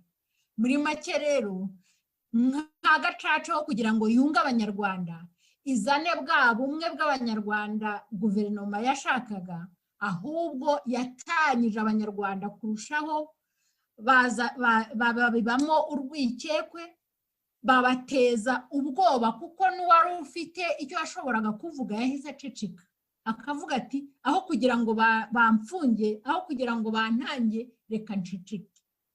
Ubwo ni bwa bwoba rero tubona kugeza na n'ubu bwinjiye mu banyarwanda, budashobora kuzavamo igihe cyose ukuri ku bintu byabaye mu Rwanda kutaravugwa. Mwahoze mumbwira muti muri Afurika y'Epfo ese babigenje bate, ni igiki bakoze twareberaho. Muri Afurika y'Epfo iyo bavuga ubwo bwiyunge abazungu n'abirabura bashoboye kugeraho, nta kindi kintu bakoze ni uko abari barahohotewe n'abazungu, yewe n'abo bazungu ubwabo babahohoteye, bagiye hamwe bakicara, buri muntu wese akavuga ukuri kw'ibyo yabonye. Abari barishwe, abiciwe aha, abiciwe hariya, abishwe na naka, bakabivuga ku mugaragaro, abasabye imbabazi bakazihabwa. Nk'uko Sebarenzi yabivuze ati, n'abakoze ibyaha bya ruharwa batashoboraga kubabarirwa, ubucamanza bw'abaciriye izo manza. Ariko ikintu cya mbere cyari kigamijwe cy'iyo nama y'ubwiyunge kwari ukugira ngo abantu bajye hamwe, bashyire hamwe guhera ku murongo, ku ntangiriro uko ibintu byagenze, kugira ngo bongere bubake amateka y'ibintu byabaye muri icyo gihe. Ayo mateka amaze kumvikanwaho, bumvise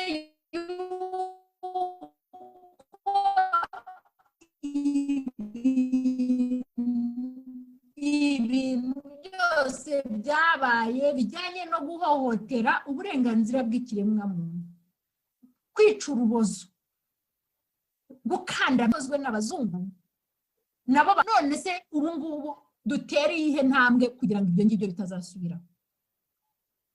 Bicara hamwe nanone bakora gahunda y'intambwe bagiye gutera, ariko bamaze kumvikana ku mateka yabo.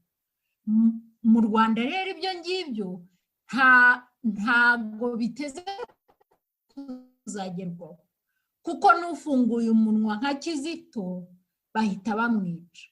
Ushatse kuvuga ati ibi ngibi ariko ntabwo ariko byakagombye kugenda, nta nubwo ari nako byagenze kera, ibi hangaha muratubeshya dore ukuri ni uku, bahita bamufunga. Ni kuriya turimo kubona Idamange yarafunzwe.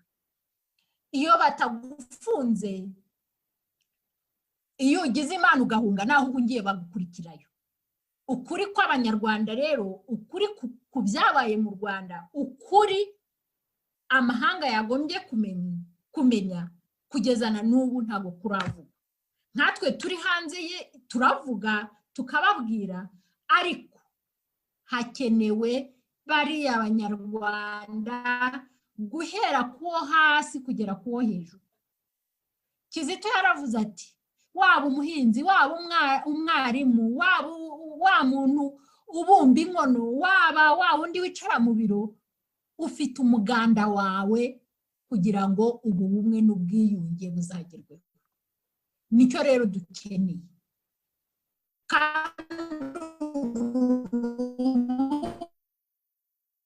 Ntirushoboka mu Rwanda kubera ko Afurika y'Epfo yarabikoze birashoboka, bibaha n'inzira yo gushyiraho amategeko ngenderwaho aboneye buri muntu wese. Ese mu Rwanda iyo ntambwe tuzayitera ryari? Murakoze. Nkurikije ibyo Gaudence avuze, hari binanzanyemo kwibaza ngo ese mu Rwanda ubutabera koko burashoboka kuri iriya ngoma? Ese koko Abanyarwanda bakwiriye gukomeza gutekereza yuko hari igihe hari umwuka wera uzajya muri FPR, muri Kagame, hanyuma bagakora ubwiyunge nk'uko tuvuga, ubwiyunge busaba ko ukuri ku byabaye byose kuvugwa, kukamenyekana, bisaba yuko ubutabera ku bibi byabaye kuboneka, bisaba yuko demokarasi iza mu gihugu, impunzi zigataha. Si ibindi byo twabitegereza. Ngiye mbona nta cyizere mbona ko hari igihe FPR na Perezida Kagame bazemera iyo nzira, kuko buriya butegetsi ni ubutegetsi bwubakiye ku kintu bavuga ko ari ikinyoma, ko ubwiyunge bwageze 99%, byerekana ko ibintu byose bimeze neza. Simbona ko bizakunda. Ngira ngo Abanyarwanda bari hanze n'abari mu Rwanda, ikintu bari bakwiye gukora muri ibi bihe byose ni ugutekereza ngo ni iki gikwiriye kuzakorwa mu gihe buriya butegetsi buzaba butagihari? Kuko uko bigenda kose buriya butegetsi buzarangira. Nk'uko ubutegetsi bwa Habyarimana bwarangiye, nk'uko ubutegetsi bwa Kayibanda bwarangiye, nk'uko ubutegetsi bw'icyami bwarangiye, kuko nta gahora gahanze, ibintu birahinduka. Abanyarwanda ikintu bakwiriye kwitaho bagatekereza bagakora ubushakashatsi ni ukuvuga ngo nyuma y'ubutegetsi bwa FPR ubumwe bw'abanyarwanda bwakubakwa bute? Demokarasi mu Rwanda yakubakwa ite ku buryo abanyarwanda bose bo mu turere twose bo mu moko yose bibona mu butegetsi buhari? Ibyo ni byo mbona abantu bakwiriye kwitaho ku buryo bukomeye. Hari ibintu Ndagijimana yavuze byo kwibuka ku bintu byabaye. Ibyo simbona ko ari ibintu bishoboka muri iki gihe. Ikintu ntekereza abanyarwanda bakwiriye gukomeza gutekerezaho nyine ni nk'ibyo byose uburyo byakorwa. Hari iyo bavuze ngo ukuri, uzarebe mu mibereho yacu dufite ukuri gutandukanye. Iyo bavuze ngo uvuze amateka y'u Rwanda ubwayo, ubaza uyabajije Umututsi hari igihe yakubwira uko ayumva gutandukanye n'uko Umuhutu yavuga. Uyabajije umuntu wo mu majyepfo y'igihugu, mu majyaruguru abikubwira uko abitekereza, uko ababyeyi babimubwiye, uko inshuti zabimubwiye. Urugero nabaha ni nk'uko iyo uvuze nk'uriya munsi wa Kamarampaka, ese umunsi wa Kamarampaka abanyarwanda mu moko yabo yose mu turere twose babyumva kimwe? Bibabwira iki? Ese iyo bavuze ngo umunsi Perezida Habyarimana yafashe ubutegetsi itariki ya 5 Nyakanga, umunsi twizihizaga, umunsi abantu bishimiraga, ese abanyarwanda bose barawishimiraga? Harimo n'abanyarwanda ubwo butegetsi bwakuyeho bikabaviramo impfu. Bivuze iki? Ese FPR yateraga ku itariki ya 1 z'ukwa 10, iriya tariki bamwe barayishimira ariko se abanyarwanda bose barayishimira? Ibyo dukwiriye rero kwicara nk'abanyarwanda tukazavuga tutereka tuvuga amateka yacu n'uburyo abantu n'uburyo ayo mateka agiye akora agirira nabi abantu bamwe, byibura tubyumve kimwe kugira ngo tugere ahantu tuvuga tuti dore ibibi byabaye mu mateka yacu, kuko n'amateka yacu tugomba kuyemera. Dore ibibi byabaye, noneho twakora iki kugira ngo ibyo bibi byabaye bitazasubira, kugira ngo abana bacu abuzukuru bacu batazanyura mu mabi twanyuzemo. Ibyo mbona ko ari ibintu dukwiye.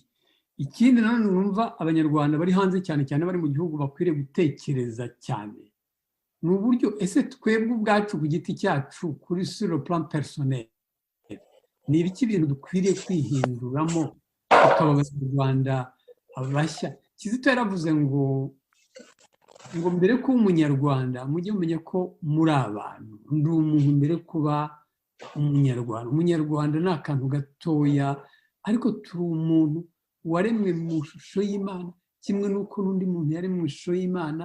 Ni ukuvuga rero tugomba kugira icyo kintu kirenze ubunyarwanda, kirenze ubunyafurika, kirenze ubuzungu n'ubwirabura, ukumva ko uri umuntu ufite agaciro ntako undi muntu wese afite. Wakumva ibibi byabaye ku muntu uwo ari we wese ukumva ko umugiriye impuhwe, ukumva ko ibyo bintu bitari bikwiriye kubaho. Niho hariya nanone Kizito yavuga ati nibyo jenoside yarambabaje ariko nanone mbabazwa n'ibindi bitiswe jenoside. Ibyo ngibyo nizo zampuhwe tuvuga. Twebwe rero dukwiriye kugera ahantu twitaransforoma tukaba abantu numva bandi batagendera muri ibintu by'amacakubiri, ibintu by'amoko, ibintu by'uturere. Ndetse dukwiriye no kugera kure tukagera ahantu tuvuga tuti nubwo FPR siyo twanga, ahubwo twanga ibikorwa byayo ibi n'ibi bibi. Ukanavuga uti hari byiza bakoze ariko hari n'ibibi, ibyo bibi nibyo twanga bikwiriye guhindurwa kuko bari hariya kugira ngo bakore ibyiza. Ntabwo abantu twanga Kagame, ahubwo twanga ibyo akora bibi. Abantu bakavuga bati ntabwo twanga MDR Parmehutu, ahubwo twanga ibibi yakoze. ntabwo twanga Habyarimana ahubwo twanga ibibi yakoze. Niyo handi bavuga ngo nimukunde abanzi banyu, nimusengere na ba bandi babagiriye nabi kugira ngo bashobore guhinduka.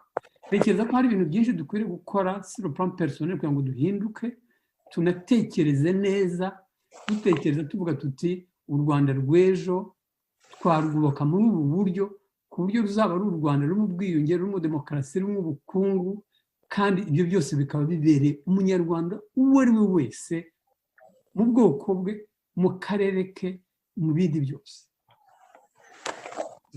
murakoze cyane Bwana Joseph Sebarenzi, ndetse n'abandi bakwangirije gusobanura uburyo ubwiyunge bukwiye kuba bwakorwa. Ndagira ngo mu by'ukuri dutangire kwitegura gusoza iki kiganiro kubera ko amasaha turangiranye. Nuko gusoza nagira ngo tugaruke ku bintu mu by'ukuri iyo umuntu asoma imbuga nkoranyambaga muri iki gihe usanga insanganyamatsiko igaruka cyane ari impinduka. Abantu ubona bashaka ko ibintu bihinduka mu buyobozi bw'igihugu. Mu kanya Sebarenzi agize ati tuguye kureba mu byo dufite ibishobora kuba byaba byiza tukabishima, ariko ibitari byiza tukabigaya, haba ku butegetsi bwa FPR, haba ku butegetsi bwa Habyarimana, haba ku butegetsi bwa MDR Parmehutu, yemwe haba na mbere yaho. Ngewe rero ndagira ngo tuse n'abasoza tuvuga impinduka nyayo abanyarwanda bakeneye ubu yaba iteye ite.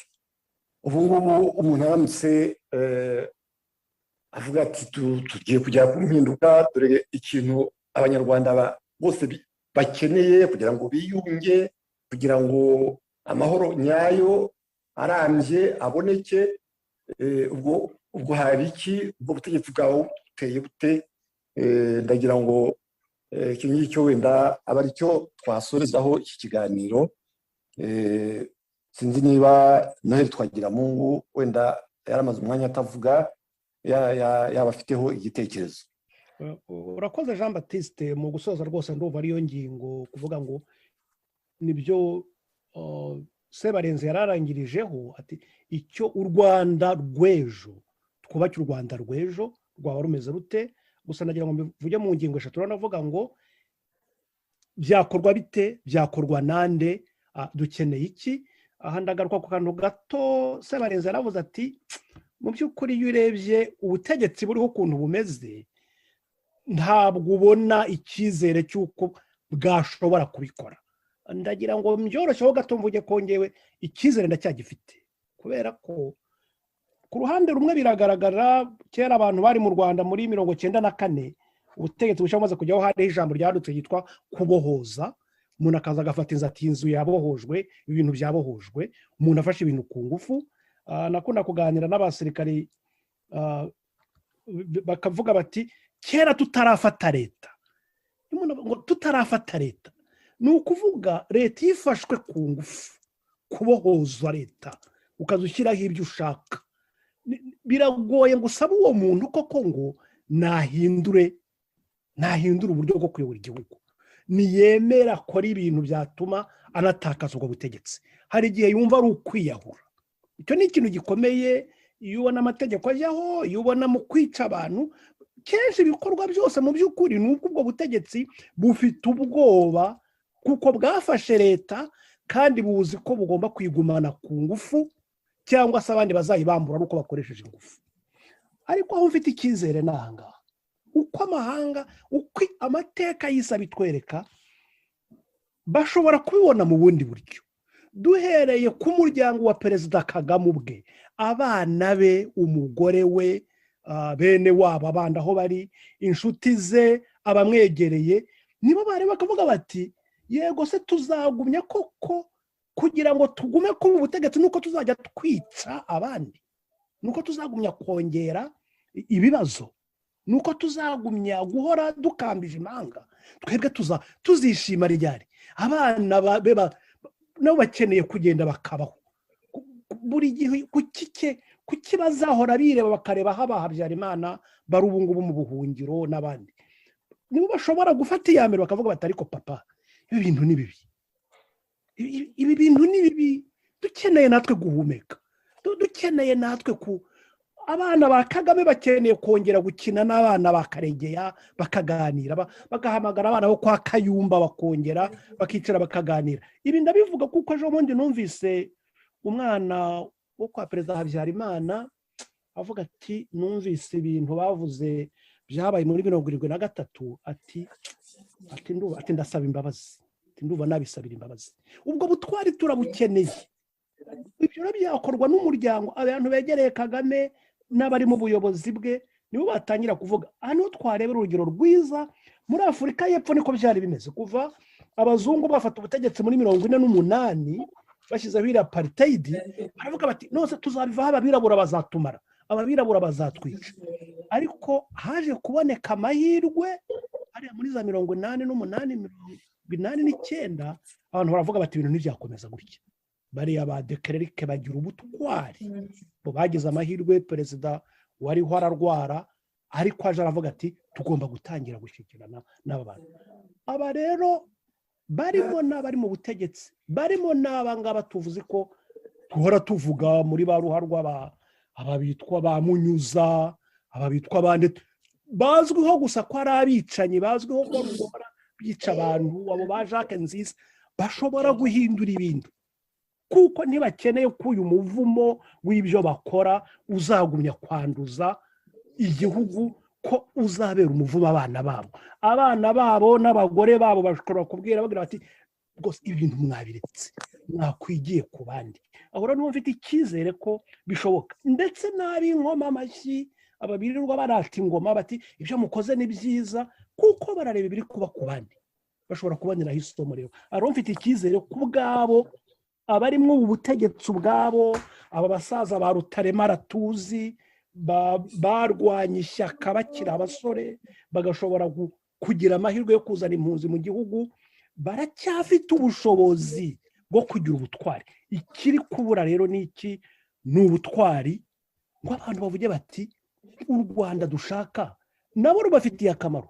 Ntabwo ari twebwe gusa turi hanze, ntabwo ari abarenganywa n'ubutegetsi gusa. Abari mu butegetsi ubu nibo bafite inyungu mbere na mbere, bo n'imiryango yabo, yuko ibintu byahinduka. Byakandagira ngo nsindagire nuko kugira ngo bihinduke nanone haracyasaba n'abandi uretse abo bari mu butegetsi, ariko ni no kwigira amasomo no gushyigikira nyine intwari, abantu bagize ubutwari bwo kwitanga. Aha rero mpamvu turi kwibuka Kizito wagize burabutwari. Dufite n'abandi benshi bagenda bigisha nk'aba Jean Paul Samputu. Niyo wumva ubutumwa bagumya gutanga indirimbo zabo babyumva uhore. N'abandi bose ari abari mu mashyaka, ari abari mu mashyirahamwe, ari abari gufungura amaradiyo, n'abandi bantu bari mu Rwanda batinyuka buri gihe kuvuga bati mfite agahinda, ndababaye, ngomba kwitanga muri ibi. Aha iyo tuvuga abantu nka Idamange, ushobora kumuvuga, hari ibyo akora wabonye ari ibintu bikomeye, hari ibyiza yavuze, yewe wenda hari n'ibyo yagiye avuga abikora, akavuga uti, haravuga bati biriya ntabwo wenda yari kuba biretse. Ariko tugomba kumva abo bantu ko bafite ubutwari bwo gutinyuka kuvuga ngo ibi bintu birababaje kandi ngomba guhaguruka nkabivuga. Aha noneho mbona icyizere, nkarangiriza rero kuri icyo mvuga ngo u Rwanda twifuza ni urwagirira buri wese akamaro, mbere na mbere abari ku butegetsi n'imiryango yabo, kuko ntitwifuza ko bazagumya kuba nk'uko byagendeye abanyiginya bo ku Rucunshu, nk'uko byagendeye ubwami, abari mu bwami muri 59, nk'uko byagendeye ingoma y'abari ku butegetsi bwa Kayibanda 73, nk'uko byagendeye abahutu bari ku butegetsi muri 90, nk'uko biri kugendera abandi. Turifuza ko hazaba u Rwanda abana ba Kagame barimo n'abuzukuru be ntawe ubatunga agatoki. Nirwo Rwanda tugomba guharanira. Niyo mpamvu mu butumwa bwose dutanga nuko twagombye kumvisha abo bantu ko ni inyungu zabo. Dukeneye u Rwanda umusaza nka Rutaremara azatabaruka avuga ati nasize nubatse u Rwanda, nsize nubatse u Rwanda rutazasubiza inyuma ibyo twari twaragezeho. Naho kuvuga ngo ibintu bazabisigasira bakoresheje ubwicanyi, bakoresheje ikinyoma, bakoresheje ubugome, ni umuvumo bari gusigira abazubaka u Rwanda rushya, kuko uko bagenda banga ko ibintu byahinduka mu mahoro bazadusubiza muri ya gatebe gatoki y'ubwicanyi yavamo njemo. Urakoze cyane nagira ngo n'abandi bafite ijambo bavuga ryo gusoza kuri iyo ngingo rwose yo kureba ejo hazaza, impinduka nyayo yazahura u Rwanda, yadufasha mu bwiyunge. Sinzi niba tuzagera igihe dushobora gutinyuka nka buriya butegetsi bushobora gutinyuka bukaba bwavuga buti Kizito Mihigo ntabwo burya yinigishije ishuka, cyangwa bukavuga buti Paul Rusesabagina yafatiwe i Dubai mu buryo bwo kumushimuta. Ngewe nsa n'ukeka ko nk'ibyo Sebarenzi yavuze ko amazi yarenze inkombe, ariko niba ari ukundi kumubona nabwo mwabivuga. Ndagira ngo bagenzi bawe nabo bavuge ijambo ryo gusoza. Wenda nahera kuri Madame Gaudence Uwizeye. Murakoze nanone kandi arakoze Noel Twagiramungu ku nzira nziza aduhaye icyizere, kandi nanjye niko mbibona icyizere ndacyagifite kandi numva yuko bishoboka. Iyo ndebye hano muri Afurika y'Epfo ukuntu mbere y'uko ubwo bwiyunge bugerwaho imiryango idafite aho yegamiye, amadini, yewe n'ibihugu byo hanze bashyize hamwe bakajya bicara bakavuga bati ikintu tubona gikwiye ni uko abantu bakwicara hamwe bagahura, hanyuma bakabwizanya ukuri ku bintu byose byabaye, buri muntu wese akavuga akababaro ke, buri muntu wese akavuga ibyo yabonye, hanyuma twarangiza tukicara hamwe tugakora gahunda ngenderwaho yadufasha kubaka igihugu gishyashya twese duhuriyemo, ntawe ukandamijwe undi, ntawe ubangamiye undi, ntawe utotejwe. Iyo mbirebye rero nsanga bishoboka. Abana babyiruka nka Kizito nubwo ubuzima bwe babuciyemo kabiri imburagihe, ba Kizito benshi baracyariho. Intwari zitinyuka zikavuga ukuri, zikavuga ziti niki dukeneye. Idamanye ati umugore ni umutima w'urugo, yagombye kumenya abana hirya no hino, abarimo kwicwa n'inzara, akamenya abashonje, akamenya ababyeyi babuze icyo bagaburira abana. Uriya mutegarugori yatweretse yuko umutima w'urugo ugikenewe muri sosiyete y'Abanyarwanda. Umuryango nyarwanda uracyakeneye wa mutima wa kibyeyi. Kandi mu Rwanda ababyeyi barahari, bashobora guhindukira bakavuga bati ibyabaye byarabaye, twari dukwiye kurekeraho. bakunga mu by'abo bana, mu by'abo babyeyi bari mu gutangira. Dufite abayobozi b'amadini. Abayobozi b'amadini tumaze imyaka irenga 20 n'ingahe twarabibwemwo ubu bwoba. Ijambo ry'Imana twigisha cyangwa se ingabire tubona zitumarira iki niba zidatuma dushobora kuvugira imfubyi n'abapfakazi ngo turenganure abarengana. Ndizera yuko abo banyamadini bashobora gushyira hamwe bakazana ubwiyunge. Nta wundi muntu rero uzabidukorera, ni twebwe Abanyarwanda. Abanyamahanga, imiryango mpuzamahanga izo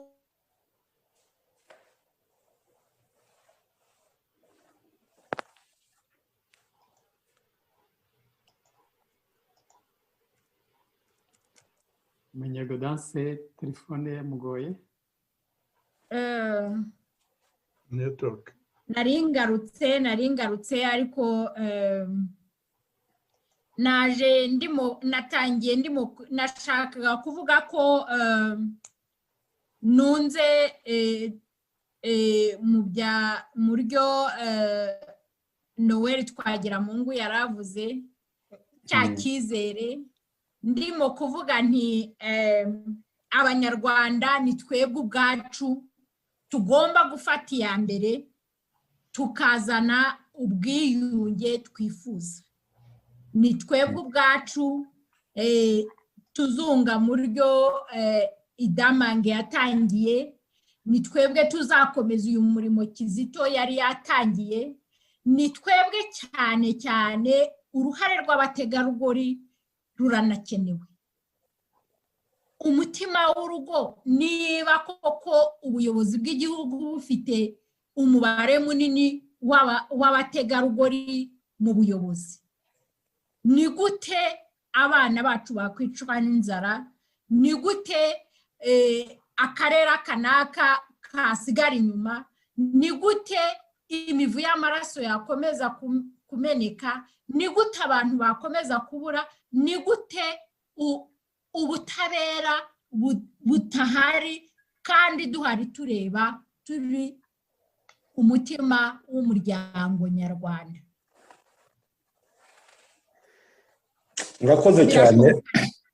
urakoze cyane Gaudence. Numvise ibitekerezo wavuze byumvikana cyane, kubera ko igihe kirimo gushira bose babarire muke mu ijambo, ariko wavuze ibitekerezo bikomeye cyane.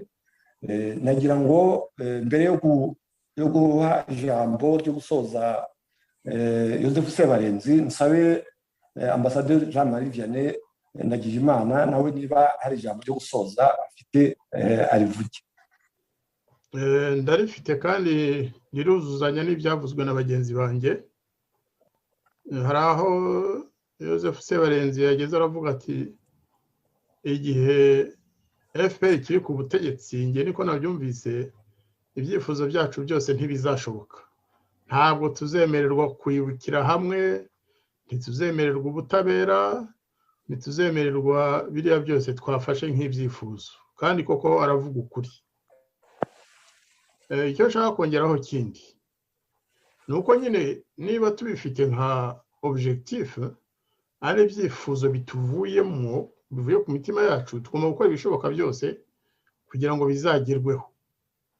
Niba bigomba guca ku mpinduka muri politiki y'igihugu cyacu, natwe tukabigiramo uruhare kandi mu mahoro, ariko tukabigiramo uruhare rufatika. Ikindi rero ni uko mu Rwanda bakunze kuvuga bati hari intara ya gatandatu, province ya gatandatu, kuko mu Rwanda hari province 5, hakaba rero na province ya gatandatu. Twe turi hanze akenshi nitwe dukunda gutanga ibitekerezo turi hagati yacu, ariko hakageraho dusa n'abahagarara mu nzira. None se niba mu Rwanda badafite uburenganzira bwo kwibukira hamwe, niba badafite uburenganzira bwo kwicara ngo baganire bavugisha ukuri, niba badafite uburenganzira bwo kubabarirana cyangwa gukoresha ijambo ry'ubwiyunge nk'uko babibujije Kizito bakageza aho bamwica nuko yashatse gukomeza kuvuga ko abanyarwanda bose bareshya. Ni kuki twe twifuza ko ibyo byose bigerwaho turi muri provinsi ya 6 tutafata uwo mushinga ngo twishyire hamwe? Yewe niyo abantu rega si ngombwa ko abantu bose bajya muri organization imwe, ariko nibura tukemera kwicara tugatekereza tukabisobanukirwa neza tukavuga tuti u Rwanda dushaka n'urunguru tukarwemeranyaho twese. Hari imishinga yagiye ibitangira kera nk'iyo bise dialogue interrwandais autrement inclusif, hari n'imiryango yagiye ikomatana kugira ngo abantu bafatanye gutekereza. Yewe n'ubu hari umuryango urwego nyunguranabitekerezo washyizweho, mu by'ukuri ni cyo ugamije. Ubwo rero twebwe icyo twagombye kurusha abari mu Rwanda bakandamizwa, babuzwa gutekereza, babuzwa kuvuga ikibababaje, ni uko twe turi akenshi mu bihugu birimo ubwigenge, birimo uburenganzira bwa muntu, mbese birimo kwishyira ukizana. Icyo rero umuntu yasaba abanyarwanda, ubwo cyane cyane nashima urubyiruko nyarwanda batanze urugero rwiza muri iki gihe. Biragaragara iyo bagiye kugira ibiganiro, biriya bintu byakunze kutubangamira by'amoko ntabwo bibagirwa ko bafite amoko, ariko bagerageza kuyarenga kugira ngo bakorere ibintu hamwe. Ni urugero rwiza rero batanga. Twebwe turacyafite imikwege tuziritse amaguru. Urubyiruko ibyo bakora byinshi ngewe ndabyishimira cyane. Ntabwo bihagije kuba uri urubyiruko, nanone bagomba no kujya batega amatwi ibyo abababyaye bavuga cyangwa babarusha imyaka, kuko hari ibyo babonye urwo rubyiruko rutazi. Nibura bakajya bavuga bati nimutubwire ibyabaye kera kugira ngo tubivanemo amasomo.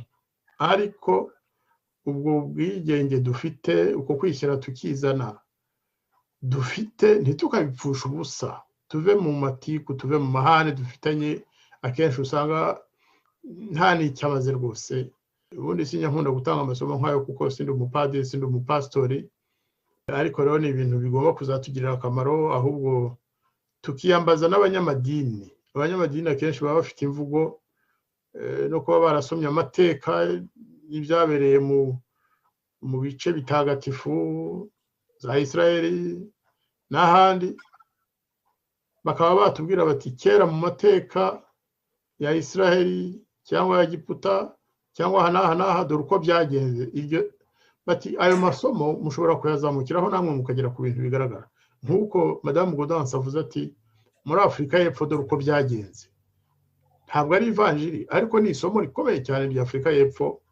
Dushobora kwiga uko byagenze muri San Salvador, muri Libani, mu Burundi. Mu Burundi ni abavandimwe bacu, nubwo batabigize ngo byere ngo de, ariko buriya hari ikintu bashobora kuba baradutanzeho ku buryo twakurikiza isomo baduhaye, wenda tukabikora neza kurusha uko byifashe mu Burundi. Ariko hari aho bageze babwizanya ukuri. Nibyo nakongeraho mu kiganiro wenda kizakurikiraho. Muvandimwe nkuri ingoma, nubishaka ukongera gutumira abangaba twari kumwe cyangwa se abandi, twazakomeza ibiganiro, ariko ku buryo nyine twabisasiye noneho tukazagera kuri etape yindi yo kuvuga tuti bya bindi twavuze, bya byifuzo noneho tubikore dutyo, tukiyambaza nanone iyo miryango yose navuze yatangiye kugibitekerezaho. Murakoze cyane. Murakoze. Nifuje ko Joseph Sebarenzi yadusoreza iki kiganiro, kuko nk'uko nabivuze ntangira, Joseph Sebarenzi ni umuntu uzwiho kuba mu gihe gito yamaze ayobora inteko ishinga amategeko yararanzwe n'umuco wo gushaka demokarasi n'umuco wo guharanira ukuri. Ibyo avuga ni ibintu yakoze. Nkaba numva yewe ari amahirwe kuba turi kumwe nawe, kuba agihari, agishobora kuba yaduha impanuro. Ndagira ngo rwose adusoreze iki kiganiro. Murakoze.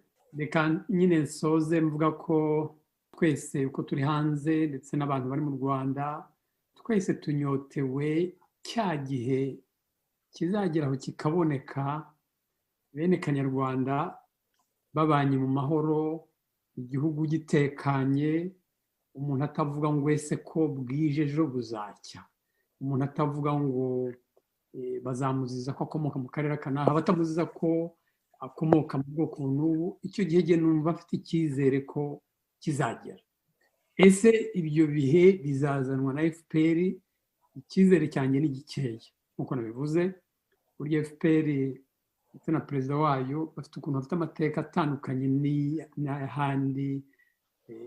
Burya hari ibintu bikoreye byinshi utavuga ngo perezida Mandela yari abifite, wemeye ko haba komisiyo y'ukuri n'ubwiyunge, ntacyo yatinyaga, ntacyo yikangaga ngo kizamukoraho, ngo aragomba kujya kwisobanura. Siko bimeze mu Rwanda. Amadini muri Afurika y'Epfo bari bafite ikintu cy'ubwisanzure, no ku gihe cya apartheid bashoboraga kugenda bagakora imyigaragambyo. Mu Rwanda nta myigaragambyo ishoboka. Ntabwo muri Afurika y'Epfo kiriya gihe cya kera bafataga umuntu ngo bamufunge ejo bavuge ngo yiyahuye muri prison, ngo yinigishije amashuka. Ntabwo byabaga. Ba Mandela barafunzwe imyaka 27 ariko bavamo ari bazima. U Rwanda rufite amateka, rufite ibintu rutandukanije n'u Rwanda. Mu Rwanda niho navugaga ngo icyizere cyanjye ni gike ko FPR izagera aho ngo ikubise agashyi maze izane impinduka nziza, nubwo iyo nzira ariyo nzira nziza ibafitiye akamaro, ifitiye akamaro n'u Rwanda. Ariko rero nubwo icyizere ari gike aho ngaho, navuze yuko hari ibintu abantu bari muri ya ntara ya 6 niko Jean Marie yise, hari ibintu byinshi byakorwa. Si kuki abanyarwanda nyine bari hanze, abanyarwanda bashobora kwisanzura, batakora ibintu bimwe ibishoboka bakabikora, cyane cyane ibintu byo gutegura ngo u Rwanda rw'ejo rwaba rwubatse rute.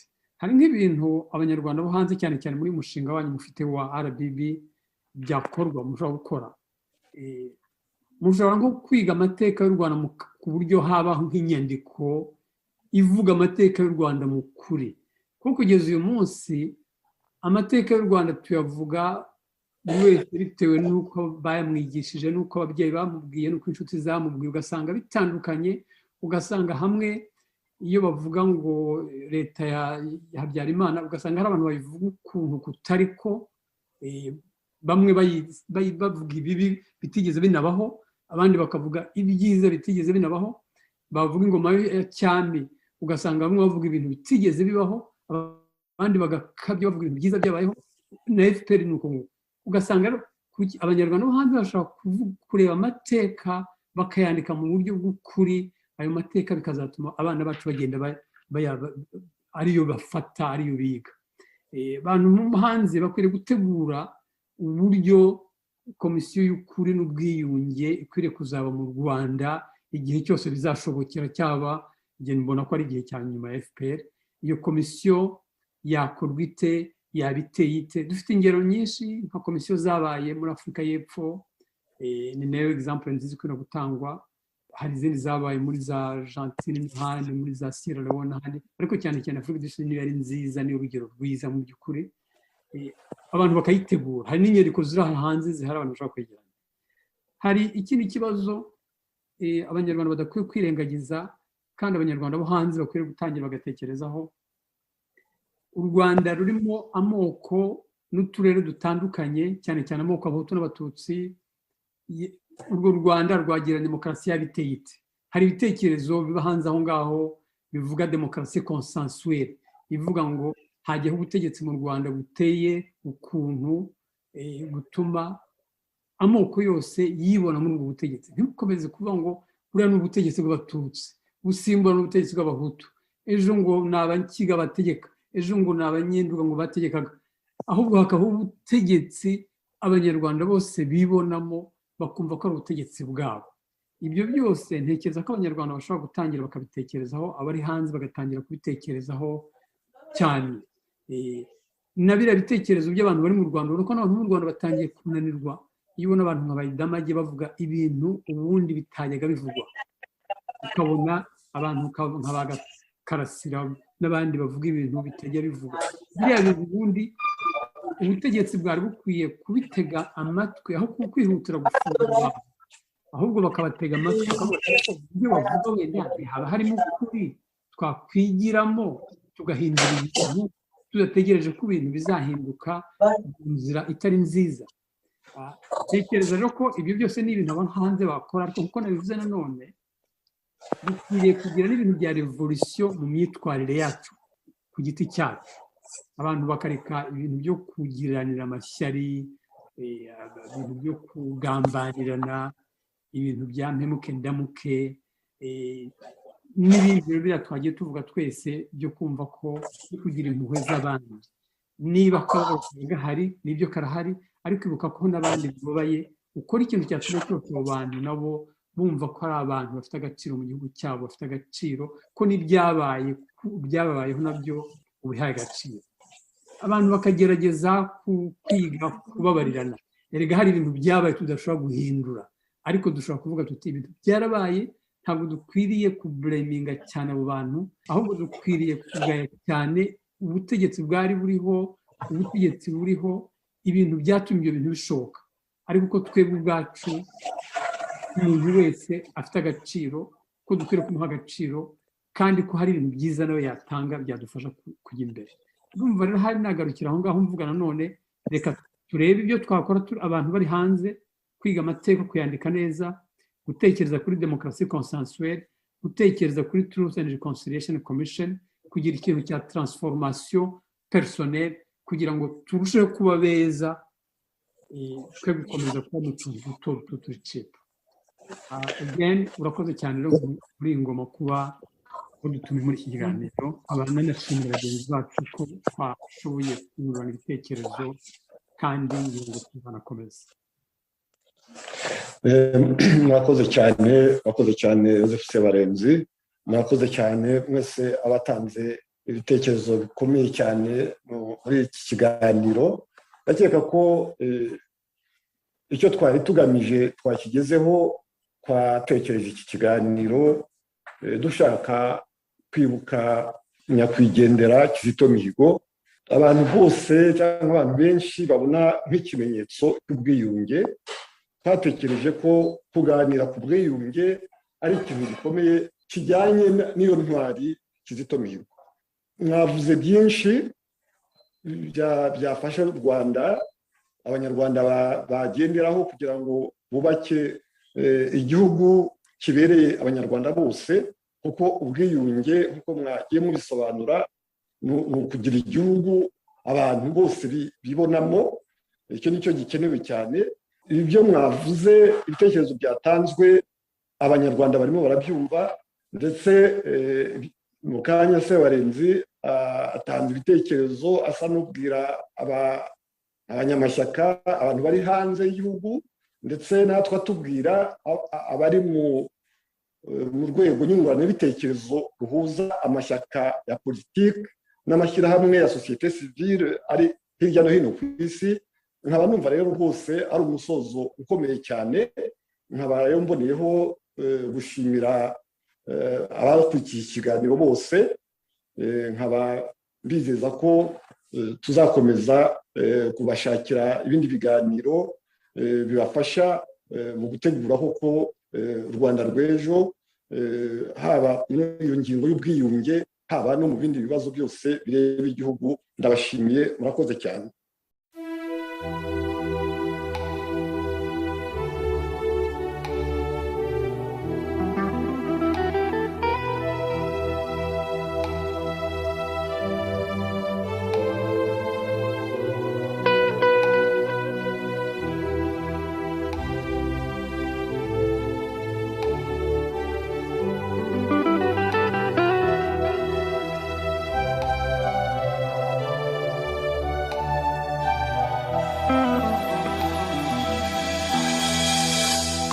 Jenoside yangize imfubyi ariko ntikanyibagiza abandi bantu nabo bababaye bazize urugomo rutizwe jenoside.